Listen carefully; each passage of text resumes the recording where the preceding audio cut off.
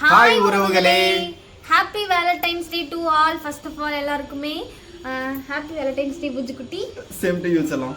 Same to you மட்டும் தான் இவங்க வாயில இருந்து வரும், வேற எதுவும் வராதுடி. வெண்ணா. சரி, இன்னைக்கு நம்ம என்ன வீடியோ பார்க்க போறோம்னு பாத்தீங்க அப்படின்னா, நம்மளோட வீடியோஸோட கமெண்ட்ஸ்ல வந்து இன்னும் நிறைய பேர் நிறைய क्वेश्चन கேக்குறீங்க. அதுக்கு தான் நம்ம ரிப்ளை வீடியோவா இன்னைக்கு போட போறோம்.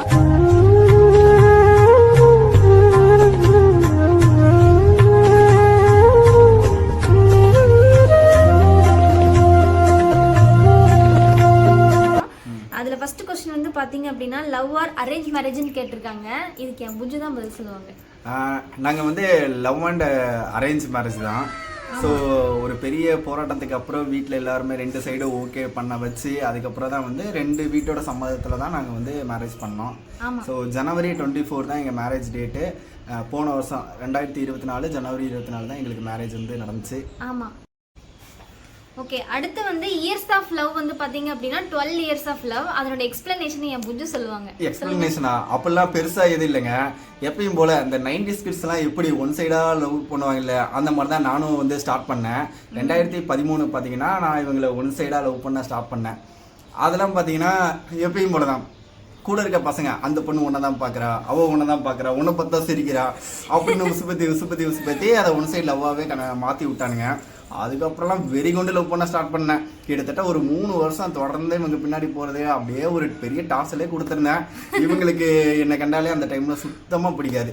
ஸோ 3 வருஷம் ஃபாலோ பண்ணேன். அதுக்கப்புறம் இவங்களுக்கு பிடிக்கலன்னு நானே அதுக்கு அடுத்து என்ன டிப்ளமோ அப்படி இப்படின்னு போனதுனால நான் அப்படியே வேறு சைடு வேறு ஏரியா அப்படி அந்த பக்கம் போயிட்டேன். அதுக்கப்புறம் 3 வருஷம் கழிச்சு இவங்க வந்து என்ன ஒன் சைடு அலோவ் பண்ண ஸ்டார்ட் பண்ணியிருக்காங்க.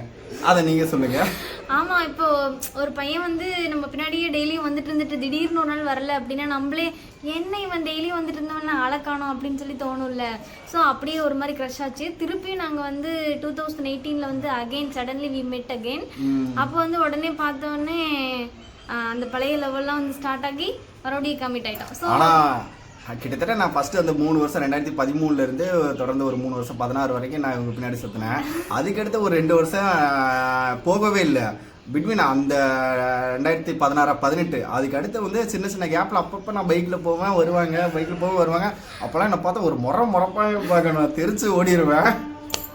ஆனால் திடீர்னு இவங்க சிஸ்டர் மூலமாக தான் வந்து எனக்கே லாஸ்ட்டாக 2018 மேலே வந்து தெரிய ஆரம்பிச்சு.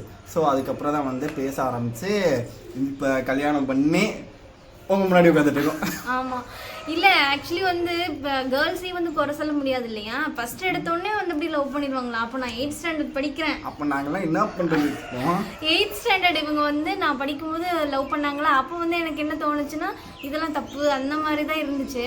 அப்போ தப்பு தான் அந்த மாதிரி தான் இருந்துச்சு. அதை போக எனக்கே இவங்க மேலே வந்து க்ரஷ் வந்து அப்படியே பிடிக்க ஆரம்பிச்சிருச்சு. அதுதான், வேற ஒன்றும் கிடையாது.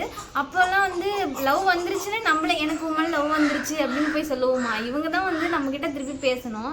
நான் பார்த்து முறைக்கிறேன் அப்படின்ட்டு வருவாங்க, பின்னாடியே போயிடுவாங்க. அப்புறம் எப்படி நம்ம போயிட்டு ஓகே சொல்ல முடியும். அதனால தான் அந்த இடையில அந்த 2 இயர்ஸ் வந்து நாங்கள் சொல்லிக்காமலே இருந்தோம். ஆனால் அதுவும் ஒரு நல்லது தான் சொல்லுவோம். அப்போவே டபுள் சைடு ஆயிடுச்சுன்னா கண்டிப்பாக இப்போ நம்ம 2 பேரும் சேர்ந்துருப்போம்னு ரொம்ப பெரிய டவுட்டு தான். ஆமாம், ஏன்னா அப்போ நாங்கள் வந்து ரொம்ப இம்மெச்சூர்டாக தான் இருந்தோம். அந்த டைமில் வந்து எனக்கு 15 வயசு 16 வயசுங்கிறப்போ ரொம்ப சின்ன பொண்ணு தானே. இவருமே சின்ன பையன் தான். நான் 8th ஸ்டாண்டர்ட் படிக்கும்போது 12th ஸ்டாண்டர்ட் இவங்க. அப்போவே மீசை வச்சிருந்தா பெரிய பையனா 12th ஸ்டாண்டர்ட் தான் இவங்க படிச்சுட்டு இருந்தாங்க. அப்பயே வந்து லவ் பண்ணுறேன், கல்யாணம் பண்ணிக்கலாம். ஐயோ இவரு பண்ணதெல்லாம் இருக்கே எப்பா. அது நான் சரி அந்த ஸ்டேஜ் வந்து ஒரு ஸ்டேஜ் பசங்களா கூட இருந்த பசங்களா ஏற்றி விட்டாங்க. பசங்களா ஏற்றி விட்டனால லவ் வந்துச்சா சொல்லுவோம்ல, நீ எங்கள் அம்மா மாதிரி என்ன பார்த்துட்டு சொல்லும். அதே தாங்க சொன்னேன். அப்பவும் அதே டைலாக் தான் அப்பயும் சொன்னாங்க. அப்பதான் டெய்லி வந்துட்டு இந்த பையன் வரலன்னு சொல்லவும் எனக்கு க்ரஷ் ஆகி அப்புறம் நான் சொல்லாம இருந்து இவங்க வரும்போது சொல்லிடலான்னு பார்த்தா வரவே மாட்டாங்க. ஆனா பின்னாடி ஃபாலோ பண்ணுவாங்க. பின்னாடி வந்துட்டு பின்னாடியே போயிட வேண்டியது. கேட்டா நீ திட்டுவேன்னு நான் பேசாமலே இருந்தேன் அப்படிங்கிறாங்க. இதுதான் பியோர் 90s கிட்டுவங்க. அப்புறம் நாங்கள் 2018 வந்து டபுள் சைடாக கமிட் ஆகி அப்புறம் ஒரு 6 வருஷம் லவ் பண்ணி இப்போ கல்யாணம் பண்ணிக்கிட்டோம். லாஸ்ட் இயர் 2024 தான் கல்யாணம் பண்ணோம். ஜனவரி 24 2024 தான் எங்களுக்கு கல்யாணம் ஆச்சு. ஆமாம், எல்லாருக்கும் வந்து இந்த 2024 வந்து இப்படி போச்சு அப்படி போச்சு அப்படின்ற தாட்டில் இருக்கும். நிறைய நெகட்டிவ் கமெண்ட்ஸும் சொல்லியிருப்பாங்க. ஆனால் எங்களுக்கு வந்து 2024 வந்து ஒரு ப்ரெஷியஸான இயர். ஆமாம், சூப்பராக போச்சுன்னு தான் சொல்லணும். ஏன்னா அப்போ தான் எங்களுக்கு கல்யாணம் ஆச்சு. கல்யாணம் ஆகி 1 மந்த்லயே தான் February 14 இதே டே தான் நாங்கள் வந்து இன்ஸ்டாகிராம் சேனல் ஸ்டார்ட் பண்ணோம். கரெக்டாக பார்த்தீங்கன்னா நம்ம இன்ஸ்டாகிராம் ஸ்டார்ட் பண்ணி இன்னையோட 1 இயர் ஆகுது. இதான் ஃபர்ஸ்ட் இயர் ஆனிவர்சரி நம்ம இன்ஸ்டாகிராம் ஸ்டார்ட் பண்ணி. ஆமாம், 1 இயர் ஃபர்ஸ்ட் இயர் ஆனிவர்சரி ஆயிடுச்சு. அதுவும் இல்லாமல் பார்த்தீங்கன்னா நமக்கு 97,000 உறவுகள் வந்து கிடைச்சிருக்காங்க இன்ஸ்டாகிராமில் மட்டும். அதுவும் வந்து நான் உங்ககிட்ட ஹாப்பியாக வந்து ஷேர் பண்ணிக்கிறோம். ஸோ எங்களுக்கு எங்கள் வீடியோ பார்த்து இவங்க பண்றது நாங்க பண்றதெல்லாம் பிடிச்சு எங்களுக்கு சப்போர்ட் பண்ற எல்லாத்துக்குமே ரொம்ப ரொம்ப நன்றி உறவுகளே. அப்புறம் இன்னொன்று வந்து பார்த்தீங்க அப்படின்னா எங்களுக்கு கல்யாணம் ஆகி 6 months வந்து பேபி வி ஹேவ் ட்ரைடு. அப்புறம் 6 months கழிச்சு எங்களுக்கு பேபியும் வந்து 2024 தான் கிடைச்சது. அதனால எங்களுக்கு வந்து இது மறக்க முடியாத ஒரு இயராக இருக்கும். அதுவும் இல்லாமல் இந்த வேலண்டைன் டே எங்களுக்கு ரொம்ப ஸ்பெஷல் வேலண்டைன் டே. நம்ம 3 பேர் இருக்கிறோம். ஆமா, நாங்க 3 பேர். இப்போ நாங்க உங்ககிட்ட ஒரு 3 பேர் உட்கார்ந்து பேசிட்டு இருக்கிறோம். ஒருத்தரா இருந்து அப்புறம் டபுள் ஆகி அப்புறம் ட்ரிபிள் ஆயிருக்கோம். அடுத்து நான் உங்ககிட்ட ஒரு முக்கியமான விஷயத்தை தான் காட்ட போறேன். அது என் புஜுக்கே ஞாபகம் இருக்கான்னு தெரியல. இதோ பாருங்க, இதுதான் வந்து என் ஹஸ்பண்ட் எனக்காக ஃபர்ஸ்ட் எழுதின லவ் லெட்டர். பாருங்களேன், டேட் கூட நல்லா பார்த்துக்கோங்க. 14/2/2014. ஞாபகம் இருக்கா புஜு? ஞாபகம் இருக்கு சொல்லலாம். இதெல்லாம் என் கையெழுத்து தாங்க. தமிழ் கையெழுத்து ரொம்ப மோசமா இருக்கும். இங்கிலீஷ் கையெழுத்து மோசமாக தான் இருக்கும். மேடம் இதில் லாஸ்ட்டில் பார்த்தீங்கன்னா என்ன இயரில் எழுதிருக்கீங்க? அடுத்த வருஷம் வேலண்டைன்ஸ் டேக்கு 2015க்கு ஒரு ரிப்ளை மாதிரி எழுதியிருக்காங்க. இப்போ வரைக்கும் என் கண்ணுக்கு வரல. இப்போ தான் இவங்க வந்து இதை வந்து அந்த டைரிக்குள்ளே இருந்து எடுக்கிறாங்க, நான் பார்க்குறேன். ஆமாம், ஆக்சுவலி அப்போல்லாம் வந்து யார்கிட்டையும் சொல்ல முடியாது இல்லை. அதில் வந்து இந்த டைரியில் வந்து டெய்லி நோட் பண்ணி வைப்பேன். அந்த ஒரு பழக்கம் இருந்ததுனால டைரியிலேயே லவ் லெட்டர் மாதிரி எழுதிக்க வேண்டியதான். இந்த டைரி தான் ராஜு அப்படிங்கிற மாதிரி நினச்சி பேசிப்பேன். பின்ன இவர் பின்னாடியே வந்துட்டு பின்னாடியே போனால் எப்படி சொல்ல முடியும்? நீ என்ன இந்த லெட்டர் எடுத்து இப்படி நீட்னா அப்படியே நின்று பண்ணாடியே. அது எப்படி நீங்கள் இவங்க வந்து கேட்கணும்ல, வந்து கேட்கணும் என்னாச்சு ஏதாவது அப்படி சொல்லணும். பார்த்தாலே பயந்து தெரிச்சு ஓடி போயிடுவாங்க. அப்புறம் எப்படி நம்ம ரிப்ளை பண்ண முடியும் அந்த பதிலுக்கு? அதுவும் கரெக்டு தான். இந்த டைரி ஃபுல்லாகவே பார்த்தீங்கன்னா இந்த மாதிரி தான் நிறைய எழுதி வச்சுருக்காங்க. ஆக்சுவலி இது கல்யாணம் பண்ணும் அந்த ஸ்டார்டிங் அந்த ஃபர்ஸ்ட் வீக்கில் வந்து இதை எடுத்து படிக்க சொன்னாங்க ஃப்ரீ டைமில். இப்போ வரைக்கும் நான் ஓப்பன் பண்ணி கூட பார்க்கல. இப்போ தான் இவங்க வந்து எடுக்கும்போது இந்த லெட்டர் எடுக்கும்போது ஒவ்வொரு பேஜாக ஓப்பன் பண்ணாங்க. அதில் ராஜுன்னு எழுதிருந்துச்சு. ஒவ்வொரு பேஜ்லேயும் அந்த ஸ்டார்டிங்கில் அங்கங்கே எழுதிருந்துச்சு. ஸோ இதை கண்டிப்பாக ஒரு நாள் எடுத்து படிக்கிறேன். படிச்சு பாரு, அப்போதான் தெரியும். பொண்ணுங்க வந்து லேட்டாக தான் லவ்ல வந்து விழுவாங்க. பட் விழுந்தாங்க அப்படின்னா ரொம்ப ஸ்ட்ராங்காக விழுந்துருவாங்க. அதுக்கு நானே ஒரு பெஸ்ட் எக்ஸாம்பிளாக பெருமையாக சொல்லிக்குவேன். உண்மையாதான், கண்டிப்பாக அது உண்மைதான். ஆமாம், இதில் இந்த டைரிஸில் வந்து ஃபுல்லாக பார்த்தீங்கன்னா மெமரிஸ் தான். இவங்க எனக்கு கொடுத்தது அது இதுன்னு நிறைய தான் வச்சுருப்பேன். இதுதான் வந்து என் செல்லம் வரைஞ்சது பாருங்க. அந்த பாய் தான் நான், அந்த கேர்ள் தான். ஸோ இது வந்து வரைஞ்சிருக்காங்க. ஆமாம், இது வந்து நான் எதுக்கு வரைஞ்சேன் அப்படின்னா, கல்யாணம் ஆன புதுசில் வந்து என் ஹஸ்பண்ட் வந்து ஒர்க் ஃப்ரம் ஹோமில் தான் இருந்தாங்க.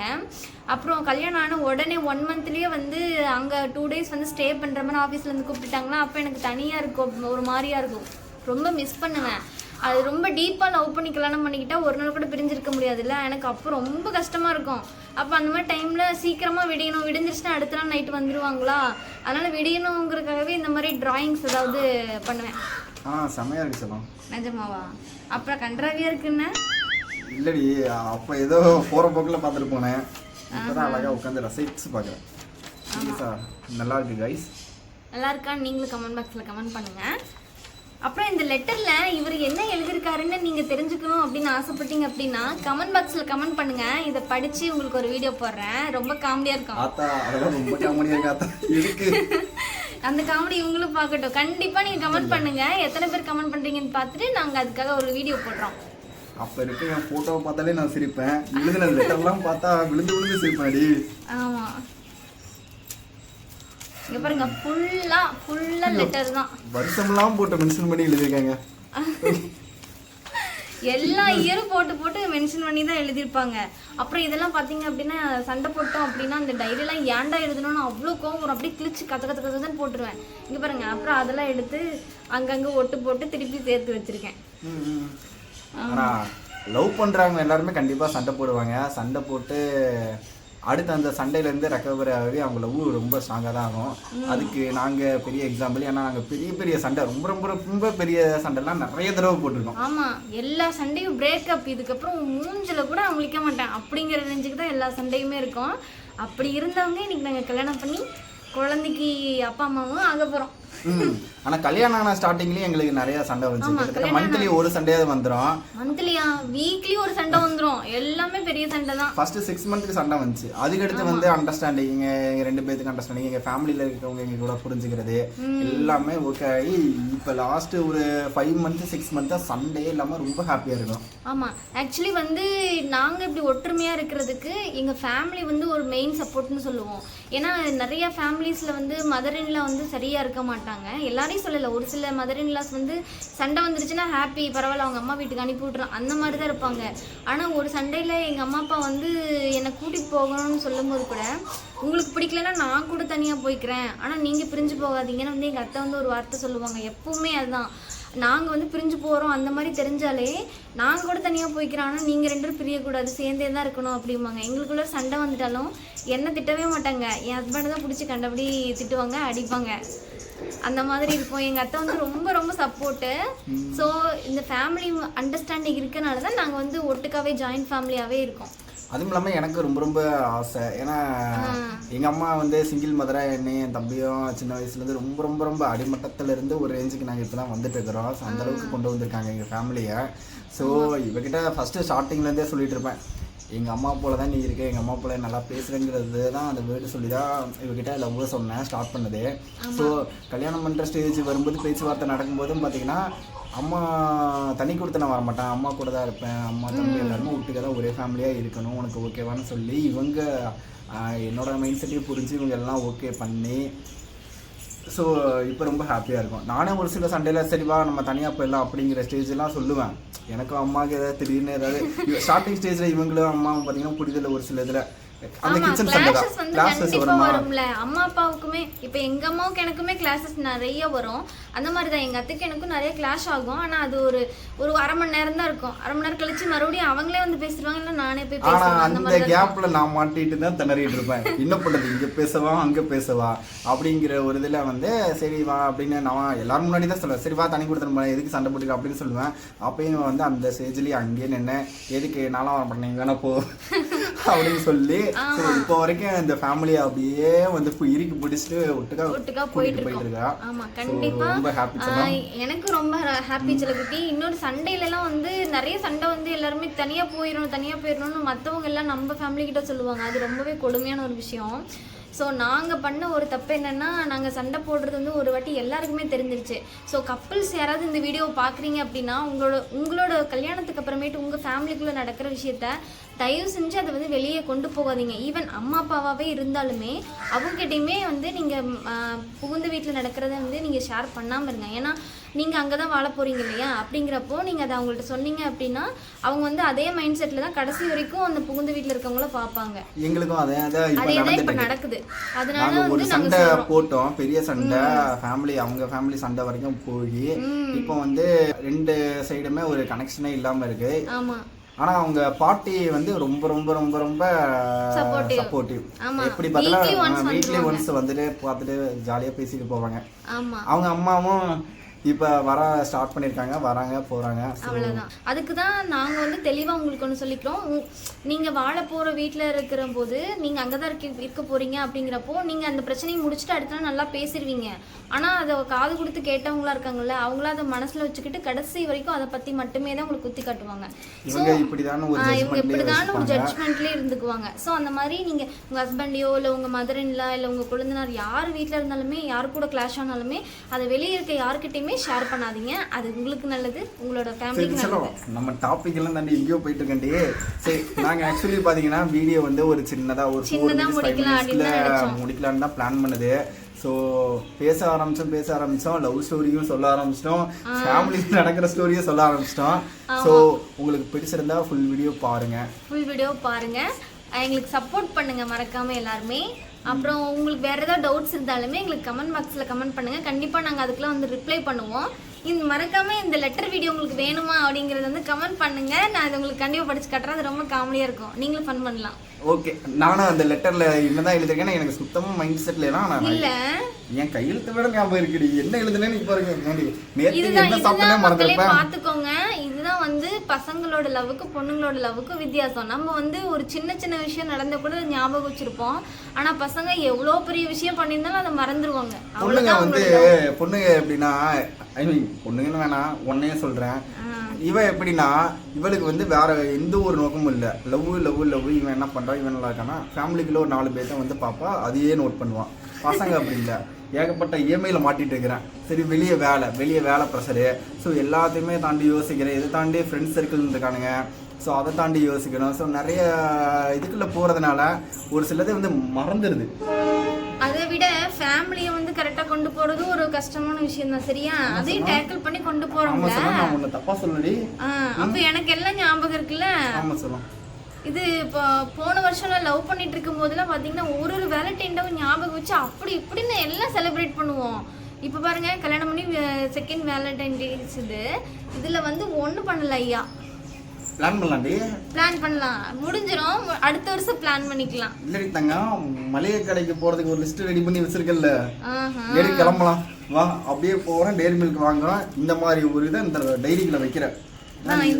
இதெல்லாம் சின்ன டைரி மில்க்குங்க. நாங்க லவ் பண்ணும்போது பெருசா டைரி மில்க் வாங்கி வந்து கொடுப்போம். எல்லா வேலண்டைனுக்கும் ஒரு பொம்மை, ஒரு டெடி பொம்மை இல்லட்டா ஒரு பிகேச்சு பொம்மை, அந்த மாதிரி ஒரு பொம்மை வந்து வாங்கிட்டு வந்து. அந்த பொம்மையெல்லாம் நான் உங்களுக்கு அடுத்த வீடியோல காட்டுறேன்.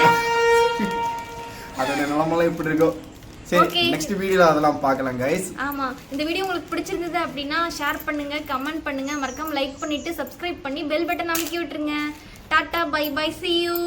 Bye.